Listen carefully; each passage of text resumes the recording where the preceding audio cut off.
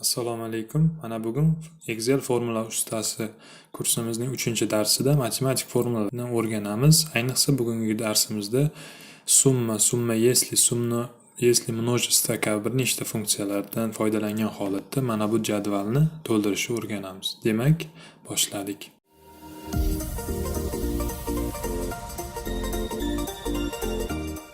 Birinchi navbatda bugungi ishlatadigan jadvalimiz bilan tanishib chiqaylik. Nima topshiriqni bajaramiz, jadvalda nimalar berilgan. Demak, birinchi ustunimizda mahsulotlar berilgan, mahsulot nomlari, sotilgan donasi, har bittasi qanchadan sotilgan va ularning summasi qancha bo'lgan va sotilish sanalari ham berilgan.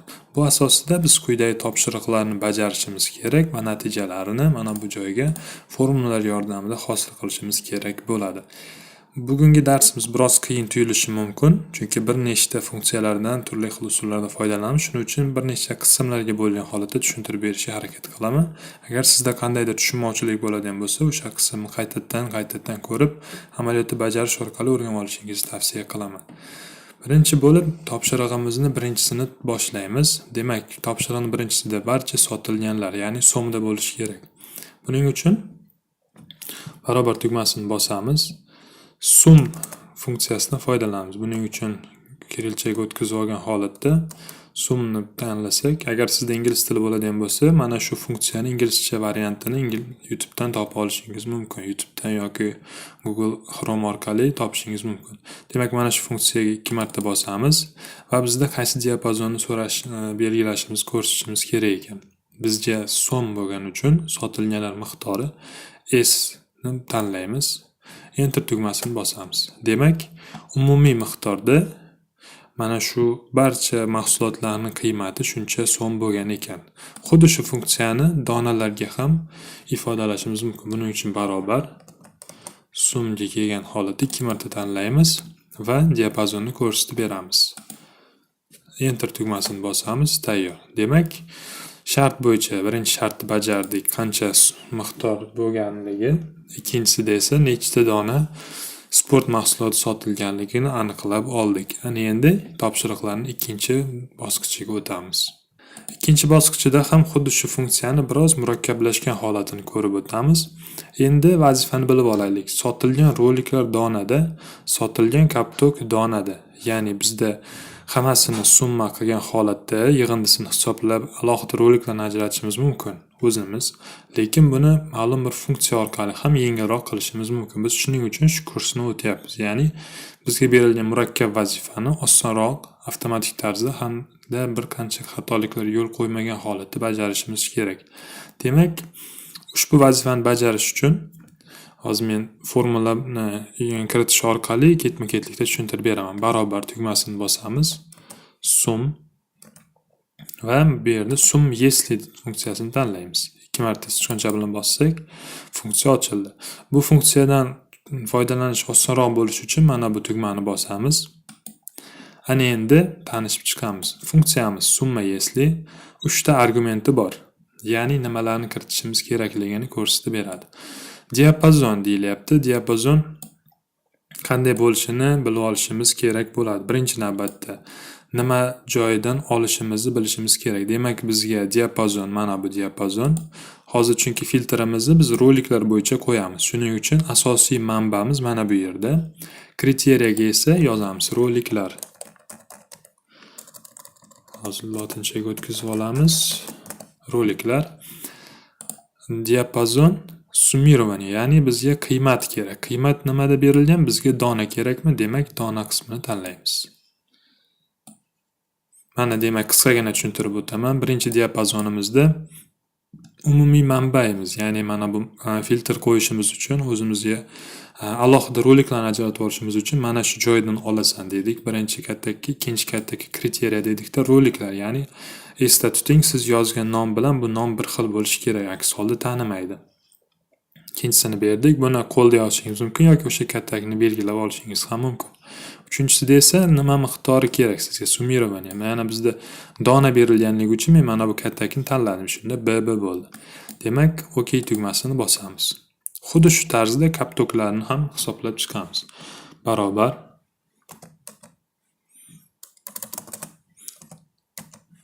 sum Sum yesli 2 marta bosamiz. Mana bu stavit funksiya joyiga kiramiz. Diapazonni boyaginday A kriteriya. Ana endi qarang, keling bir sinab ko'ramiz. Koptok degan tushuncha bor. Agar biz shunchaki koptogi deb yozsak yoki koptok desak, bizga xatolikni beradi. Chunki aniqroq berishimiz kerak. Excel dasturi bizni tushunishi uchun. Shuning uchun keling mana bu kaltakni tanlaymiz. Futbol koptogi. Bu yerga esa dona kerakligi uchun buni bosamiz. Mana ko'rdingiz, hisoblab berdi. Ya'ni futbol koptogi nomli qiymatini hisoblab berganda 8 ta chiqdi. Haqiqatdan ham qaraydigan bo'lsak, mana bu yerda 4 ta, mana bu yerda 4 ta. Ikkalasi jami 8 ta. Bu hali ham biz kichkina jadvallar, kichkina baza bilan ishlayapmiz. Agar 200 ta, 300 talik ma'lumotlar bo'ladigan bo'lsa, bu ishimizni juda ham osonlashtiradi. Shunchaki OK tugmasini bosamiz va ikkinchi vazifani ham bajardik. Xuddi shu tarzda mana bu kaltaklarni ham to'ldirib chiqishingizni dars sifatida, sizga topshiriq sifatida beraman. Vaqtdan yutishimiz uchun 3-bosqichga, ya'ni 3-topshiriq bajarishga o'taman. Buni uyga vazifa sizga qoladi. Buni albatta xuddi shunaqa jadval yarating. Xohlasangiz shu jadvalni shundaylicha ko'chirib, mana bu o'rgatilgan amallarni birgalikda bajarishingiz va mana bu topshiriqlarni mustaqil bajarishingiz mumkin. Bunda ham xuddi shunday. Keling, mana buni ham ko'rsatib o'taman, tushuncha hosil bo'lishi uchun, chunki bu yerda donani, roliklarda dona edi, endi summada. Xuddi shu vazifa bajariladi. Sum yesli. Mana bu funksiyaga kiramiz. Diapazonimiz mana bu yerdan olinadi. Kriteriyamiz. Demak, roliklar so'ralgani uchun mana bu kaltak bilan ishlayapmiz. Hozir roliklar so'mda so'ralyapti. Buning uchun mana bu miqdorni tanlaymiz. Mana ko'rdingiz. Mana bu diapazondan alohida roliklar qismining qancha summa bo'lganini hisoblab beruvchi funksiyani yozdik. Mana bu. Hozir OKni bosaman va tayyor. Xuddi shu funksiyadan foydalangan holatda faqat mana bu roliklar qismiga mana kerakli so'zlarni yozib chiqasiz. Xuddi shu funksiyani mustaqil uyda qo'llab ko'ring. Biz esa 3-topshiriqni bajarishga o'tamiz. Demak, biz 2-topshiriqni bajarish davomida bittagina shartni bajarishni aytib o'tgan edik. Ya'ni mana bunda ko'rdingiz, summa yesli bo'ladi. Summa ya'ni umumiy yig'indisi bo'lsin agarda degan ma'noda mana bitta shartni berdik. Ya'ni roliklar uchun hisob-kitob qilib berishini. Ana endigi qiladigan vazifamiz mana bu yerda ikkita shart yoki bir nechta shartlarni berishimiz kerak. Nimagaligini hozir ketma-ketlikda tushuntiraman. Mana bu shartimiz o'zida qarang, ikkita usloviya bor bizda, ya'ni shart. Birinchisi, roliklarning summasini hisoblab berish kerak va 5-oktyabrgacha bo'lgan sanadagi qanchadir summani hisoblab berishimiz kerak. Demak, bizda ikkita shart bor.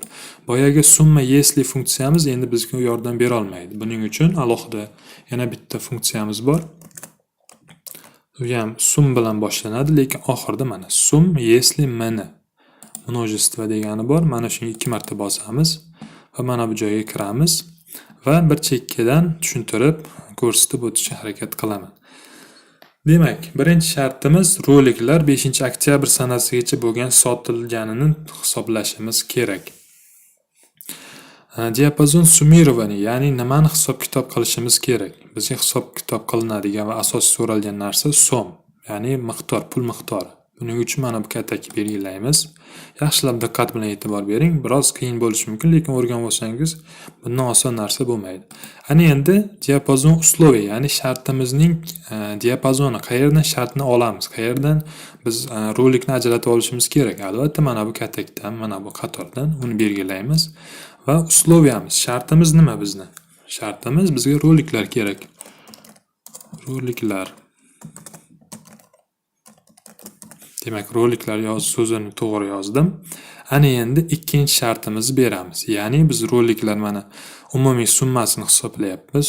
Roliklar uchun hisoblayapmiz. Ana endi sanani berishimiz kerak. Ya'ni mana shu sanagacha bo'lgan degan miqdorni. Ya'ni ikkinchi shartimiz uchun diapazon qayer? Demak, biz ikkinchi shartimiz sanalar bilan bog'liq bo'lgani uchun mana bu va bu yerga uslovi shartimiz kiritamiz. Shartimiz mana bunday belgilanadi.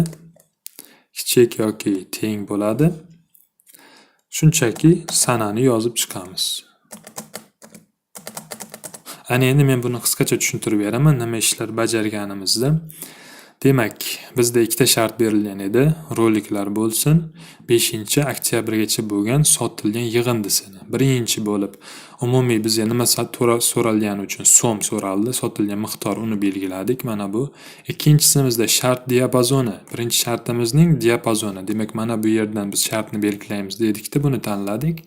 Shartimiz nima? Faqatgina roliklar. Demak, mana bu yerda rolik so'zini yozdik. Ikkinchi diapazon usloviyamiz, demak, mana bu qatordan edi. Ikkinchi berilgan shartimiz esa 5-chislodan kamroq bo'lsin, ya'ni undan oldingi. O'shaning uchun mana bu belgini foydalandik. OK tugmasini bosamiz va tayyor. Ko'rishingiz mumkin.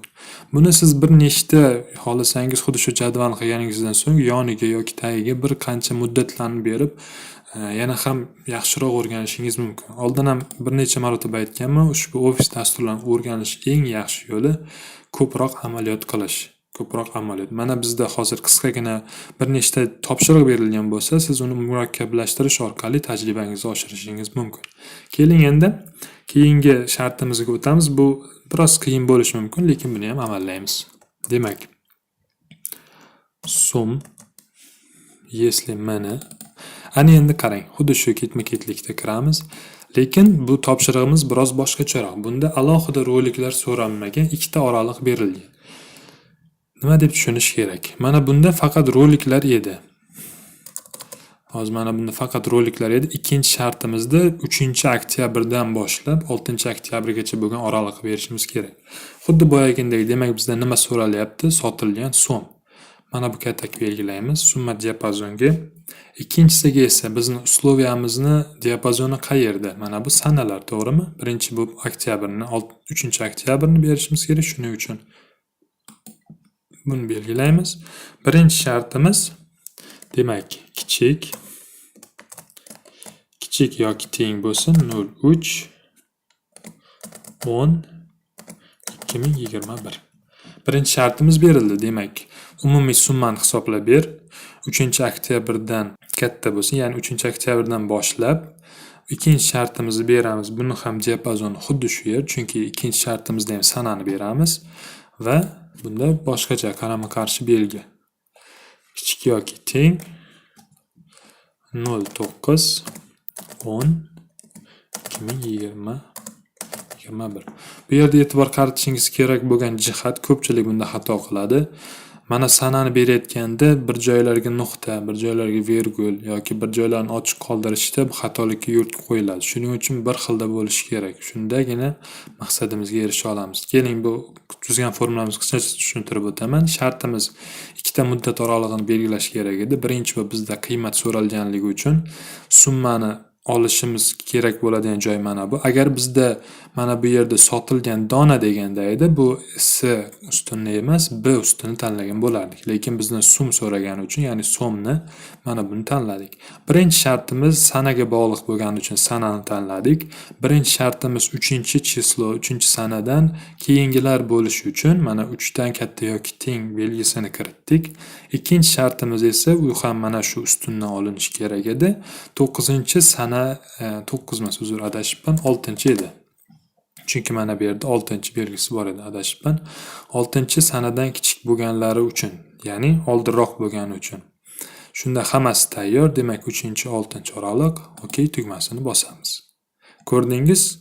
Biroz qiyin tuyulishi mumkin, lekin bir necha qismlarga bo'lgan holatda buni bajarishingiz oson hisoblanadi. Ana endi sizga uyga topshiriq bo'ladi. Mana bu 3 ta katakni to'ldirib chiqasiz mustaqil tarzda, xuddi yuqoridagidek, hech qanday qiyin joyi yo'q. Mana bu joyiga esa 3-oktyabrdan boshlab to mana 8-oktyabrgacha deylik, yoki bir qandaydir mana shu sanadan boshlab mana shu jadvalimiz tugagan muddatgacha bo'lgan qismni o'zingiz to'ldirib chiqasiz. Bu xuddi mana yuqoriga o'xshash hisoblanadi. O'ylaymanki ushbu darsimiz sizga foydali bo'ldi. Imkon qadar qisqa holatda mana shu sum, если, sum, множество kabi funksiyalarni tushuntirishga harakat qilib o'tdim. Keyingi darsimizda yana ham murakkabroq, foydaliroq funksiyalardan foydalanishni o'rgatishga harakat qilaman. Keyingi darslarimizni o'tkazib olmaslik uchun kanalimizga a'zo bo'lishni unutmang. E'tiboringiz uchun tashakkur. Keyingi darslarimizda sog' salomatlikda ko'rishguncha.